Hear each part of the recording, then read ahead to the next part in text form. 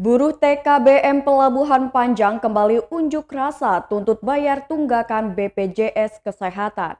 Sejumlah tenaga kerja bongkar muat atau TKBM Pelabuhan Panjang kembali menggelar aksi unjuk rasa di depan kantor Koperasi TKBM Panjang Bandar Lampung pada Senin 13 Desember 2021. Unjuk rasa lanjutan dari aksi sebelumnya pada 6 Desember dilakukan lantaran tuntutan buruh yang tergabung dalam koperasi tersebut tidak terpenuhi.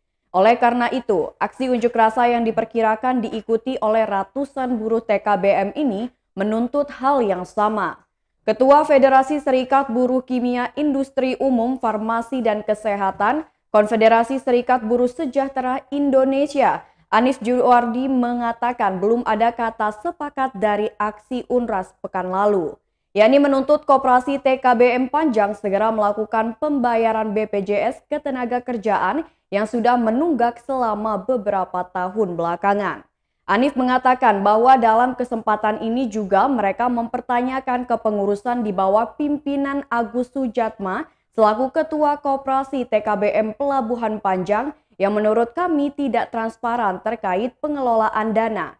Karena itu pihaknya meminta agar Agus Sujatma mundur dari jabatannya.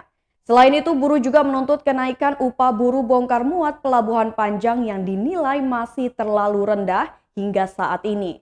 Terkait seluruh tuntutan tersebut, TKBM Pelabuhan Panjang juga menuntut Badan Pengawas Koperasi TKBM Pelabuhan Panjang untuk menggelar rapat anggota luar biasa. Pihaknya juga mengancam akan menggelar RALB sendiri untuk memberhentikan kepengurusan Koperasi TKBM periode 2020-2025, serta menunjuk dan mengangkat kepengurusan baru jika tuntutan tersebut tak kunjung terrealisasi. Menurutnya sebanyak 622 anggota TKBM Pelabuhan Panjang juga telah menandatangani persetujuan untuk menggelar rapat anggota luar biasa.